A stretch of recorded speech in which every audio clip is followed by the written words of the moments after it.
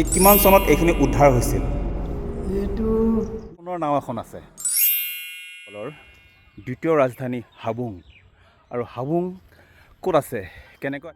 নমস্কাৰ, মই মৰ্ণিল। সকলোকে অসমৰ এখন খুবেই গুৰুত্বপূৰ্ণ স্থানলৈ লৈ গৈ আছোঁ, যিখিনি স্থান সাংস্কৃতিক, ঐতিহাসিক, বুৰঞ্জীমূলক স্থান, অসমৰ এখন খুবেই গুৰুত্বপূৰ্ণ স্থান।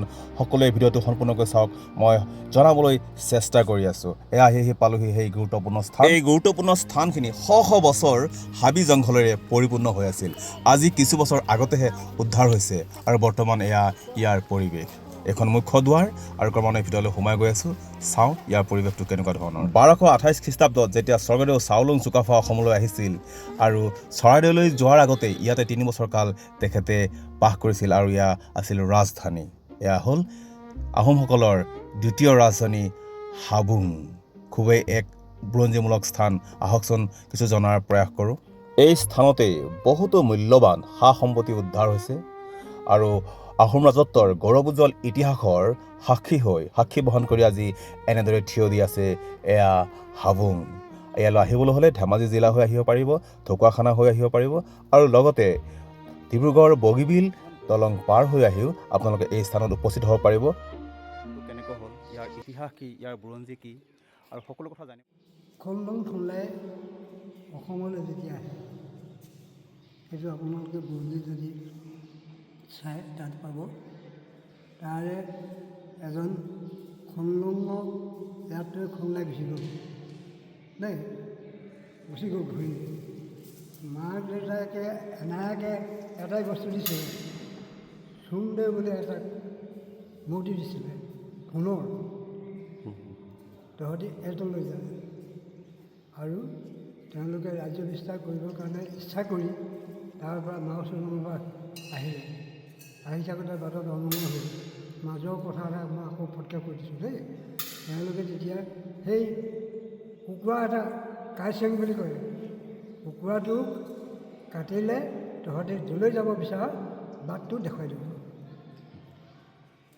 সেই সোণৰ মূৰ্তি এটা আছিলে, সোণৰ মূৰ্তিটোত কুকুৰাটো কাটি তেল অকণমান দি দিবি, তেতিয়া তহঁতক সুপথটো দেখুৱাই দিব। তাৰপিছত তেওঁলোকে সেইফালে এতিয়া আহিলে, ব্ৰহ্মপুত্ৰ এইবাৰ নহ'ল নহয়, সেইপাৰেদি গুচি গ'ল। সেইপাৰেদি মানে শিৱসাগৰ চৰাইদেউ পালেগৈ পাহাৰ, তাত ৰাজধানী পাতিলে। ৰাজধানী পাতি মানে পাছত ৰাজ্য বিস্তাৰ কৰিবলৈ এতিয়া তাৰপৰা দূৰ পাইছে। যদিহে আমি যদি ব্ৰহ্মপুত্ৰ পাৰখন নদীখন আকৌ পাৰ হৈ যাওঁ, তেতিয়া আমি ভাল জেগা এডোখৰ ক'ৰবাত পাম, গম পালে। তাৰপিছত তেতিয়া যোৰহাটলৈ মাৰিলে।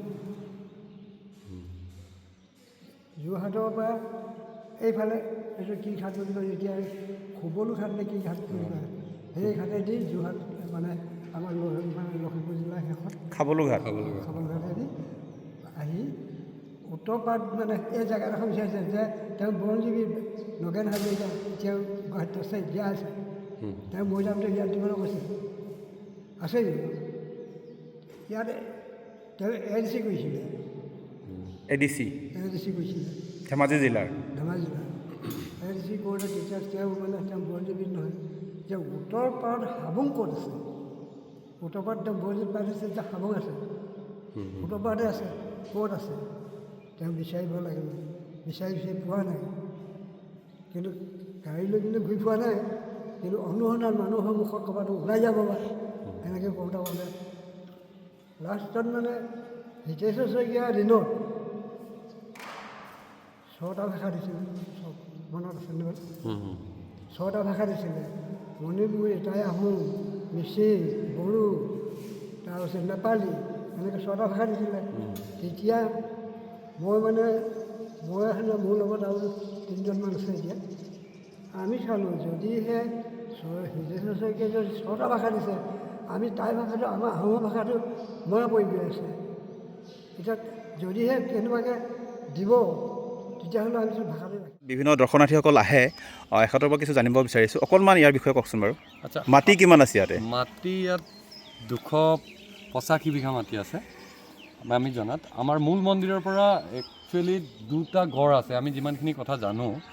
আমি সূত্ৰৰ ফালৰ পৰা বা ইয়াৰ পুৰোহিতসকলৰ ফালৰ পৰা জনা আৰু আমি বুৰঞ্জীৰ ফালৰ পৰা যদি জানো, ইয়াতে দুটা গড় আছে। মূল মন্দিৰৰ পৰা গড় দুটাৰ মানে যিটো দূৰত্ব চাৰিওফালে সমান। এইটো মূল মন্দিৰটো। মূল মন্দিৰৰ পৰা গড় পুৰণা আগতে মাটিৰ গড় আছিলে, সেইটোকে গড় বুলি ধৰি লোৱা হৈছে। ইয়াত কোনো তেনেকুৱা ধৰণৰ পকী গড় আগত পোৱাও নাই। আমাৰ আৰু এটা কথা, ইয়াতে পুখুৰী এটা আছে। পুখুৰীটোত তেওঁলোকৰ মতে, ইয়াৰ মানুহসকলৰ মতে, ইয়াতে পুখুৰীটোত এটা সোণৰ নাও আছে বুলি জনা যায়। আৰু সেই পুখুৰীটো খান্দিবলৈ যাওঁতে কেইবাবাৰো JCB আহিছে, কিন্তু বা তেনেকুৱা ধৰণৰ কৰা হৈছে, তেওঁলোকে খান্দিব পৰা নাই। শেষত পুৰোহিতক কোৱাত পুৰোহিতে কি কৰিছিলে, তাতে আমি জনামতে তেখেতে 9টা কুকুৰা বলি দি পেলাই সেইখিনি জেগাতে তেওঁ 9টা কুকুৰাৰ ব্লাড দিছিলে। দিয়াৰ পিছত তাতো এটা কণ্ডিশ্যন ৰখা হ'ল যে এজোপা গছ আছে, এজাৰ গছ কোৱা যায়, এজাৰ গছজোপাৰ ওচৰত কিন্তু খান্দিব পৰা নাই তেওঁলোকে, তাত JCB যাব নোৱাৰে। চাৰিওফালে খান্দিলে পুখুৰীটোৰ, কিন্তু সেই গছজোপা মাজডোখৰতে এতিয়াও আছে বুলি জনা যায়, আৰু তাত এটা সোণৰ নাও আছে বুলি আমি।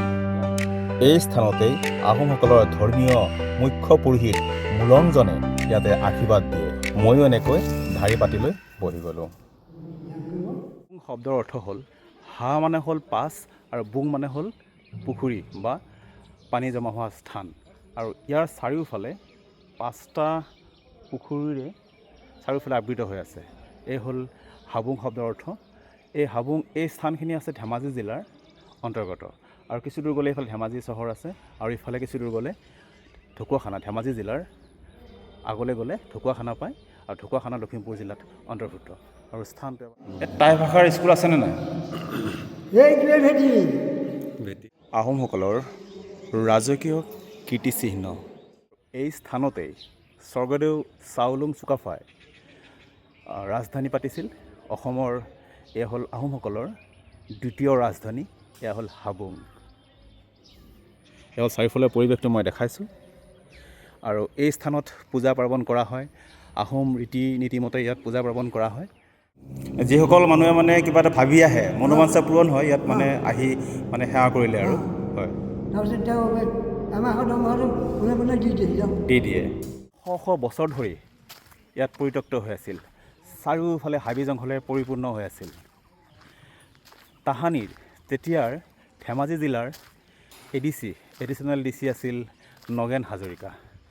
তেখেতে বিভিন্ন বুৰঞ্জী পঢ়ি, বিভিন্ন অনুসন্ধান কৰি আহি ব্ৰহ্মপুত্ৰৰ উত্তৰ পাৰে, এই পাৰে আহি এই স্থানখিনি পালে আৰু দেখিলে।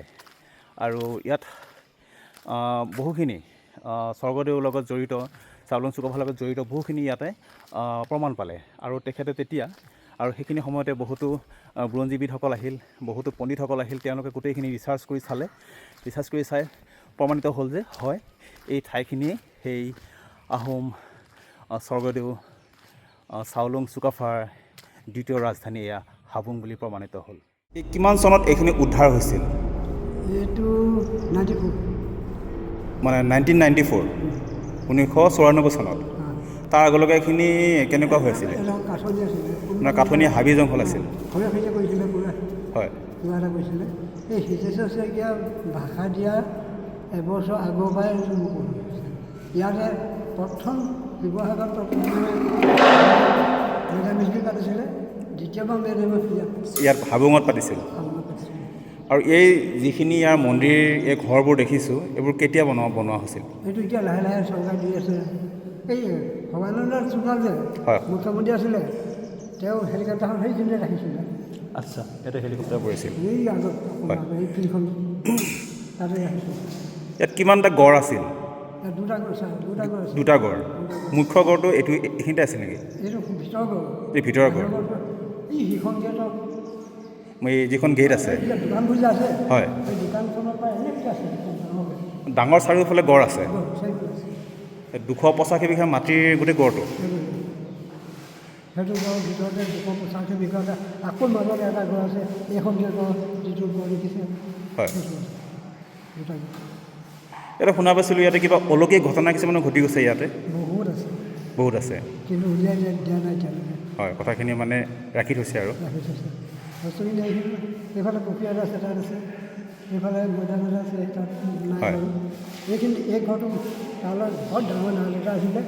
সেইটোত মানে কোনোবাই আমাৰ ইয়াৰ মানুহে কাঁহী বাতি যদি কাম সকামলৈ বিচাৰে হয় বাতিটো গধূলি তামপান এটা দি থৈ যাব, ৰাতিপুৱা কাঁহী বাতি উলিয়াই থৈ দিব। মানে এই ঘৰটোৰ ভিতৰত এই নাটটো তাত হয় ডাঙৰ নাট এটা আছে, এই বহুত তাত নাদৰ ভিতৰত মানে বাচন বৰ্তন আছে, মানুহে যেতিয়া বিচাৰে বিচাৰ তাৰপৰা উলিয়াই থৈ দিয়ে, কিমান আকৌ লাগে সিমানখিনি দি থৈ দিয়ে। মানে এতিয়া অলৌকিক ঘটনা কিছুমান আছে ইয়াৰ লগত জড়িত হৈ আছে। হয় ইয়াত মানে নেপালী জাতি কোনো অন্য জাতি ইয়াত থাকিব নোৱাৰিলে, গোসাঁই বামুণ থাকিব নোৱাৰিলে, চব এই ঘৰটোৰ ভিতৰতে এটা নাদ আছে, এটা কুঁৱা আছে, আৰু সেই কুঁৱাটোৰ ভিতৰত বহুতো সোণ ৰূপৰ বাচন বৰ্তন আছে। আৰু আগতে যেতিয়া এই অঞ্চলত কাজ কৰ্ম কৰিব লগা হৈছিল, মানুহৰ ঘৰুৱা কিছুমান সকামৰ কাৰণে যেতিয়া বাচন বৰ্তনৰ প্ৰয়োজন হৈছিল, তেতিয়া এই ঘৰটোত এভাগি শৰাই দিলেই, পূজা পাৰ্বণ কৰিলেই ধুনীয়াকৈ উলিয়াই থৈ দিছিল। আৰু বৰ্তমানে এইটো বিশ্বাস কৰি আহিছে, এতিয়াও এই ঘৰটোৰ তলত এতিয়াও সেই বাচন বৰ্তনবোৰ আছে, আৰু মানুহে পাছত নীতি নিয়ম নমনাৰ ফলত আৰু পিছলৈ সেই বাচন বৰ্তনবোৰ উলিয়াই নিদিয়া হ'ল। আৰু এয়া এটা মুৰ্গী দেখিছে, কুকুৰা এটি আছে, এনেকুৱা এটা লাঠি লৈ কুকুৰা এটি আছে, লগতে এয়া হ'ল ৰাজকীয় আহোমসকলৰ ৰাজকীয় কীৰ্তিচিহ্ন। এই স্থান দশম শতিকাত পাল বংশৰ ৰজা ৰত্নপালৰ অধীনত আছিল। তাৰপিছত চুতীয়া সাম্ৰাজ্যৰ অধীনলৈ যায়, আৰু শেষত যেতিয়া 1228 খ্ৰীষ্টাব্দত আহোমসকল স্বৰ্গদেউ চাওলুং চুকাফা যেতিয়া অসমলৈ আহিল, তেতিয়া ইয়াতে আহোম সাম্ৰাজ্যৰ অধীনলৈ মহাপুৰুষ গুৰুজনাও কিছু বছৰ এই ঠাইত আছিল আৰু ইয়াতে বৈষ্ণৱ ধৰ্ম প্ৰচাৰ কৰিছিল। সন্মুখত এটা পুখুৰী আছে, সেই পুখুৰীটোতেই এই আহোমসকলৰ সোণৰ নাও এখন আছে। এতিয়াও সেই পুখুৰীটোৰ তলত এতিয়াও নাও আছে। মই দেখাইছোঁ পুখুৰীটোৰ স্থানটো, এই স্থান যিটো দেখিছে আৱৰি ৰাখিছে, এই চাৰিওফালে গঢ় দি ৰাখিছে, আৰু এই স্থানতে পুখুৰীটো আছে, য'ত নেকি এতিয়াও সোণৰ নাও আছে, আৰু মানুহে এতিয়াও ইয়ালৈ চাবলৈ আহে। এই চকলং পদ্ধতিৰে বিবাহ কৰিব বিচাৰে, কৰিব পাৰে।